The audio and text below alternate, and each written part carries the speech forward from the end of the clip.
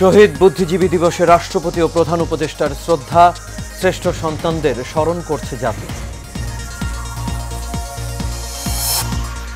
গণতান্ত্রিক, আধুনিক ও বৈষম্যহীন রাষ্ট্র গঠনের আহ্বান মির্জা ফখরুলের। দেশে বিরাজনীতিকরণের প্রয়াস চলছে, অভিযোগ রিজভীর। বাংলাদেশ সব দেশের সঙ্গে সুসম্পর্ক চায়, তবে সম্মান ও সমতার ভিত্তিতে, বললেন পররাষ্ট্র উপদেষ্টা। বিশেষ কিছু সংস্কার শেষেই নির্বাচন। এবং দেশের বিভিন্ন স্থানে অব্যাহত রয়েছে মৃদু শৈত্যপ্রবাহ। চুয়াডাঙ্গায় সর্বনিম্ন তাপমাত্রা 8.7 ডিগ্রি রেকর্ড।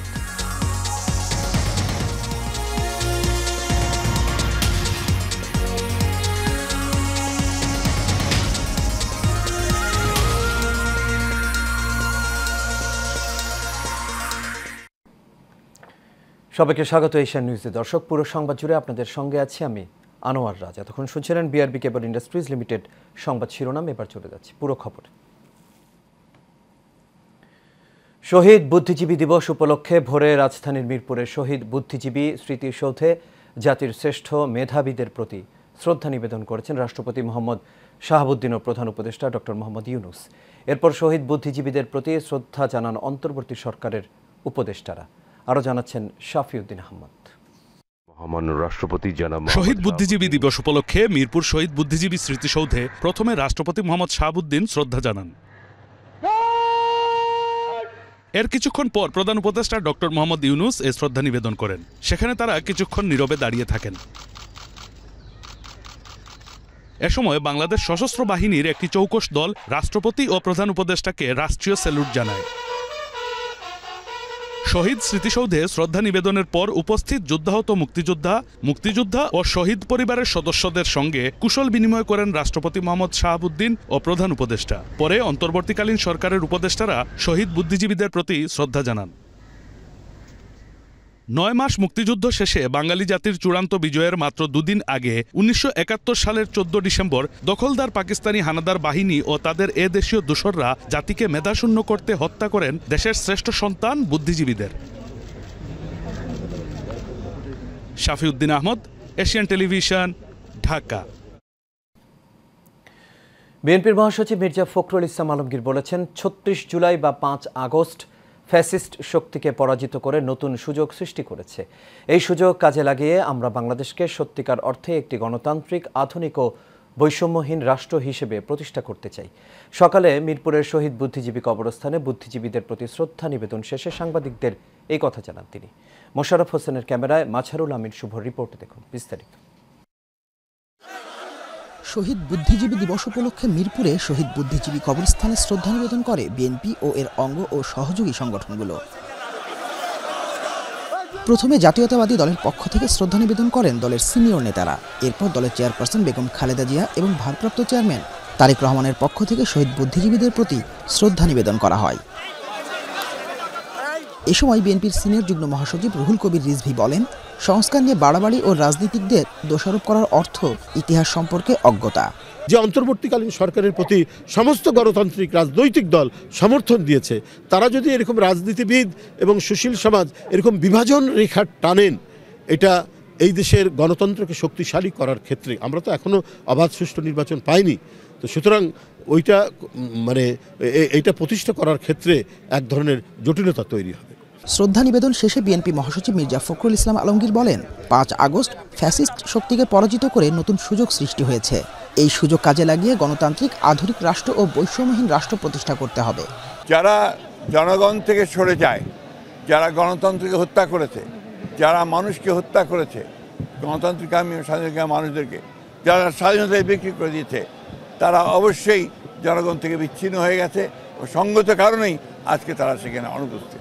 জনগণের ইচ্ছা অনুযায়ী বর্তমান সরকার দ্রুত সুষ্ঠু ও অবাধ নির্বাচনের ব্যবস্থা করবে বলেও আশাবাদ ব্যক্ত করেন বিএনপি মহাসচিব। মাঝারুল আমিন শুভ, এশিয়ান টেলিভিশন। পররাষ্ট্র উপদেষ্টা মোহাম্মদ তৌহিদ হোসেন বলেছেন, বাংলাদেশ সব দেশের সঙ্গে সুসম্পর্ক চায়, তবে সম্মানের ভিত্তিতে, সমতার ভিত্তিতে। তিনি জানান, ভারতের সাথে আমরা ভালো সম্পর্ক চাই, তবে সেটি দুপক্ষের স্বার্থের ভিত্তিতে হতে হবে।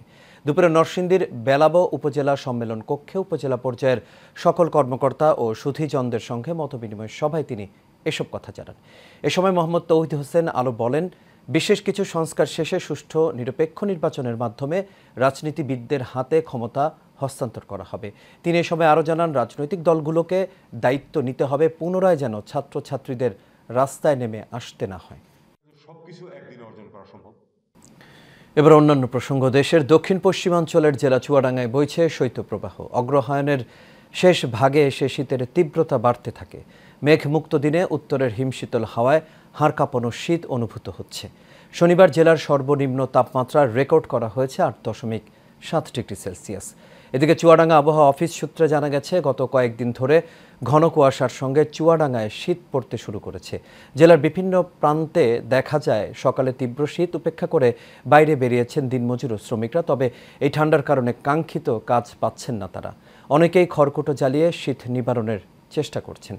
এদিকে যানবাহন চললেও ছিল না তেমন যাত্রীর চাপ। তবে স্বস্তির খবর হলো, রাতে ঘন কুয়াশা থাকলেও সকালে বেলা বাড়ার সঙ্গে সঙ্গে সূর্যের দেখা মিলছে। এদিকে শীতের প্রকোপে হাসপাতালগুলোতে বেড়েছে শীতজনিত রোগীর সংখ্যা।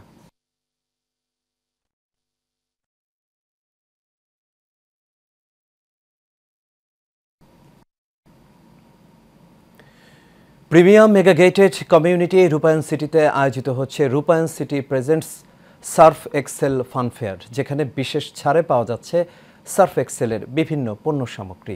2 দিনব্যাপী এই মেলা চলবে 14 ডিসেম্বর পর্যন্ত। শাখাত হোসেনের ক্যামেরায় মেহরাব সুমনের রিপোর্টে দেখুন বিস্তারিত।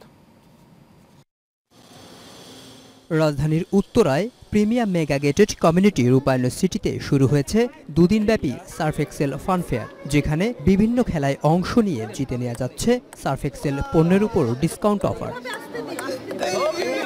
এই সিটিতে রয়েছে সবুজে ঘেরা পরিবেশ, পর্যাপ্ত খেলার জায়গা এবং আধুনিক সব অনুষঙ্গ, যা পূরণ করছে এ নগরবাসীর সকল আধুনিক চাহিদা। রূপায়ণ সিটিতে এমন আয়োজন করায় আনন্দিত এখানকার গর্বিত নাগরিকরা। ভবিষ্যতেও এ ধরনের ফান ফেয়ার সহ বিভিন্ন আয়োজনের অনুরোধ করেন আমন্ত্রিত অতিথিরা। আমার নাতি, আমার ছেলে আমাকে বারবার বলতেছিল, আব্বা চলো যাই, নানু চলো যাই। তা আমি ওদেরকে নিয়ে আসছি, গেমস খেলাইলাম, ওনারা খুব খুশি। তো রূপায়ণ সিটি এই ধরনের অ্যারেঞ্জমেন্ট করাতে আমরা বিশেষ করে ফ্ল্যাট মালিকরা আসলে খুবই আনন্দিত। রূপায়ণে থাকার মতো একটা বেস্ট পরিবেশ। এই পরিবেশের মাঝখানে মাঝে মধ্যে আমাদের যে এই প্রোগ্রামগুলো আসে, এই প্রোগ্রামগুলোতে আমরা অ্যাটেন্ড করি এবং বাচ্চারা খুব খুশি হয়। আমরা এখানে থেকে খুব আনন্দিত। প্রিমিয়াম মেগা গেটেড কমিউনিটি রূপায়ণ সিটিতে ফান ফেয়ারের আয়োজনে উচ্ছ্বাসিত কোমলমতি শিশুরা। তাদের উল্লাস ছিল চোখে পড়ার মতো। এখানে এসে আমরা সব গেম খেলেছি, আর এটার পর আমরা ফটোশুট নিব। গেম খেলছি, অনেক মজা করছি। It's good, it's not bad. If you come to Rupayan City, you can know about every festival and it's really fun. 2 দিনব্যাপী এই আয়োজন 13 ডিসেম্বর থেকে চলবে 14 ডিসেম্বর পর্যন্ত। Mehrab Suman, Asian television, Dhaka. মৌলভীবাজারের বড়লেখা উপজেলার পৌরনগর গ্রামের কৃষক আব্দুর রহিম পলি নেট হাউসে শাকসবজি চাষ করে এলাকায় দৃষ্টান্ত স্থাপন করেছেন। জলবায়ুর বিরূপ প্রভাব মোকাবেলায় আধুনিক প্রযুক্তি ব্যবহারে তার এই নিরাপদ ও বিষমুক্ত ফসল উৎপাদনে সাড়া পড়েছে গোটা এলাকায়। বড়লেখা থেকে আফজাল হোসেন রুমেলের পাঠানো তথ্যচিত্রে শাফিউদ্দিন আহমেদের রিপোর্ট।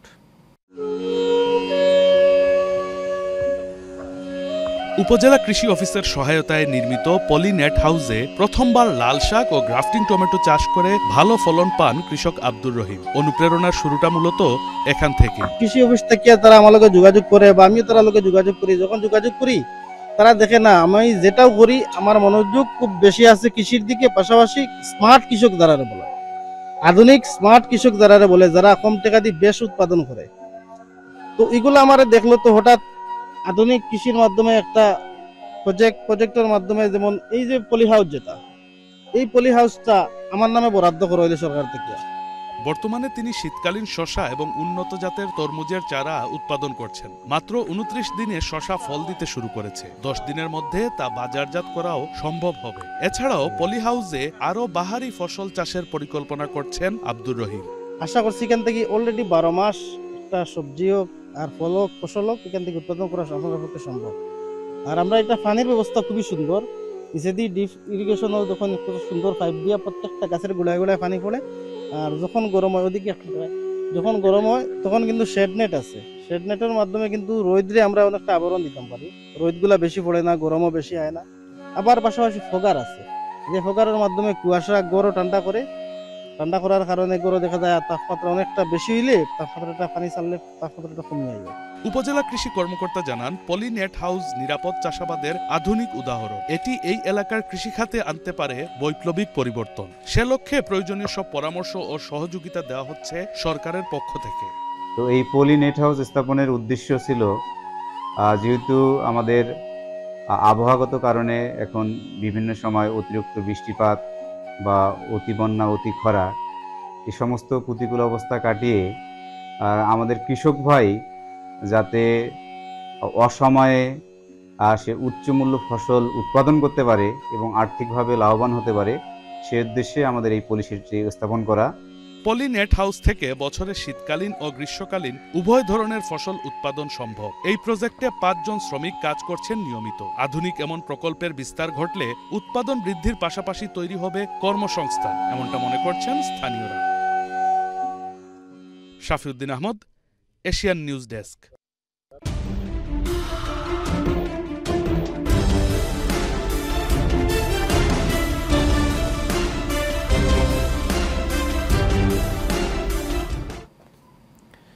এবার সারা বাংলার খবর। কুষ্টিয়ার ভেড়ামারায় পুলিশের অভিযানের সময় এক জাসদ নেতার ভাইয়ের মৃত্যুর ঘটনায় 3 পুলিশকে প্রায় 3 ঘন্টা অবরুদ্ধ করে রাখে বিক্ষুব্ধ জনতা।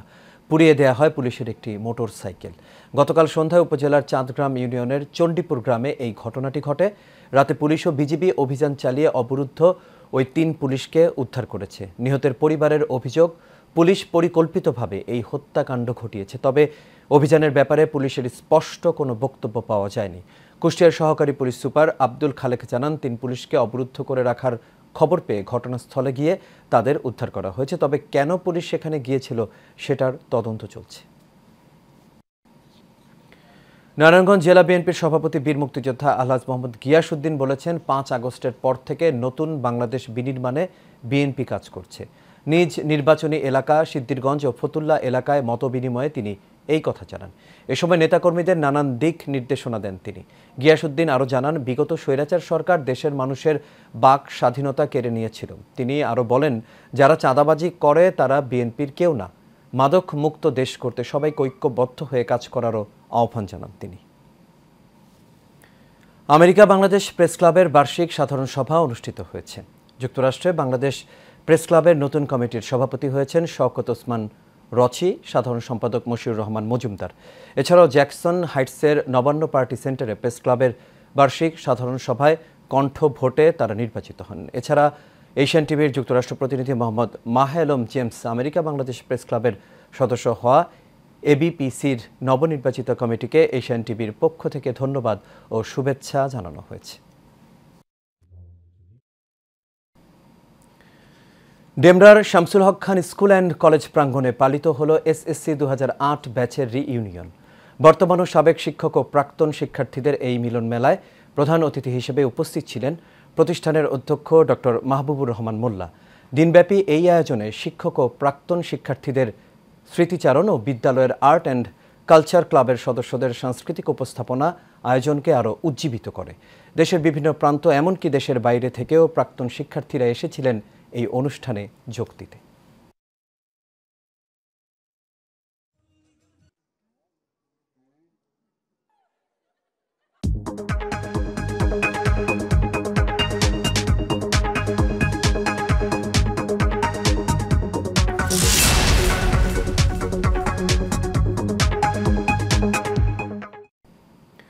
এবার এক্সিম ব্যাংক বাণিজ্য সংবাদ।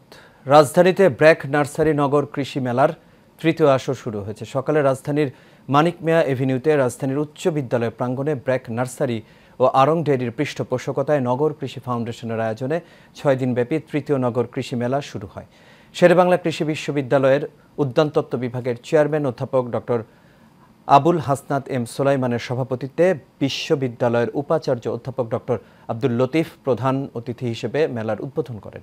এ সময় বিশেষ অতিথি ছিলেন ব্র্যাক সিড ও এগ্রো এন্টারপ্রাইজের সহযোগী পরিচালক মোহাম্মদ আজিজুল হক সহ কৃষি সম্প্রসারণ অধিদপ্তরের ঊর্ধ্বতন কর্মকর্তারা।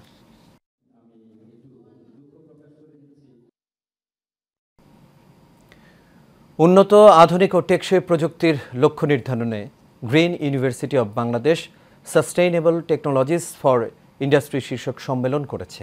2 দিনব্যাপী ষষ্ঠ আন্তর্জাতিক এই সম্মেলন বাংলাদেশ ছাড়াও যুক্তরাষ্ট্র, যুক্তরাজ্য, চীন, জাপান, রাশিয়া সহ বিশ্বের 32টি দেশের বিজ্ঞানী, প্রকৌশলী ও গবেষকরা অংশ নেন। সম্মেলনের উদ্বোধনী অনুষ্ঠানে বঙ্গবন্ধু শেখ মুজিবুর রহমান বিজ্ঞান ও প্রযুক্তি বিশ্ববিদ্যালয়ের উপাচার্য অধ্যাপক ডক্টর হোসেন উদ্দিন শেখর প্রধান অতিথি হিসেবে উপস্থিত ছিলেন।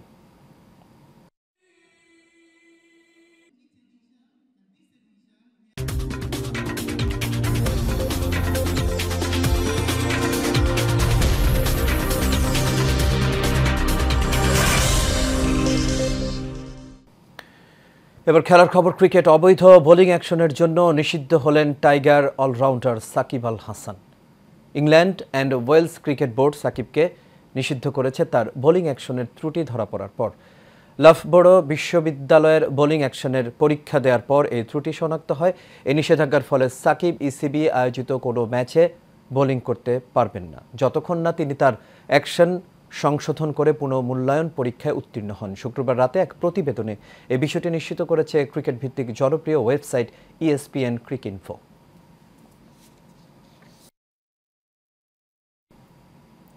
এবার ফুটবল। বৈষম্য বিরোধী ছাত্র আন্দোলনের শহীদদের স্মরণে নারায়ণগঞ্জের রূপগঞ্জ মিনিবার ফুটবল টুর্নামেন্টের ফাইনাল খেলা অনুষ্ঠিত হয়েছে। শুক্রবার সন্ধ্যায় জমকালো আয়োজনের মধ্য দিয়ে উপজেলার সদর ইউনিয়নের কাজী আব্দুল হামিদ উচ্চ বিদ্যালয় মাঠে অনুষ্ঠিত ফাইনাল ম্যাচে প্রধান অতিথি হিসেবে উপস্থিত ছিলেন রূপগঞ্জ উপজেলা যুবদল নেতা ও সাবেক জেলা ছাত্রদলের 1 নম্বর সিনিয়র সহসভাপতি আবু মোহাম্মদ মাসুম। 9 নম্বর ওয়ার্ড বিএনপির সভাপতি আল আমিন মাসুদের সভাপতিত্বে ম্যাচ উদ্বোধন করেন সাবেক ইউনিয়ন ছাত্রদলের সাধারণ সম্পাদক মশিউর রহমান টিপু। এতে বিশেষ অতিথি ছিলেন পশ্চিম সাব রেজিস্ট্রার খন্দকার গোলাম রাব্বি, পূর্ব সাব রেজিস্ট্রার মোহাম্মদ হানিফ, রূপগঞ্জ থানা যুবদলের যুগ্ম আহ্বায়ক আজিম সরকার, রূপগঞ্জ ইউনিয়নের কৃষক দলের সভাপতি মোমেন মিয়া সহ আরও অনেকেই। আর এরই সাথে শেষ করবে এশিয়া নিউজ। তবে যাবার আগে বিআরবি কেবল ইন্ডাস্ট্রিজ লিমিটেড সংবাদ শিরোনামগুলো দেখে নেব দর্শক। আর রয়েছে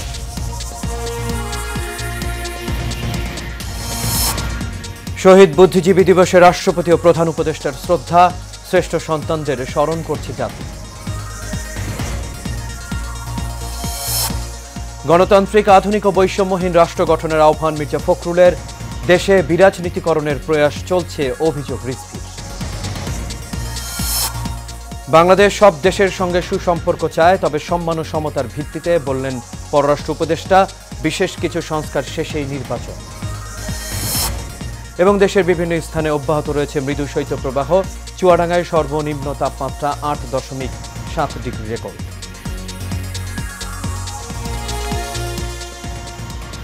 দর্শক, এই ছিল আমাদের এখনকার আয়োজন। আমাদের পরবর্তী সংবাদ দেখার আমন্ত্রণ রইল। এতক্ষণ সাথে থাকার জন্য সবাইকে ধন্যবাদ।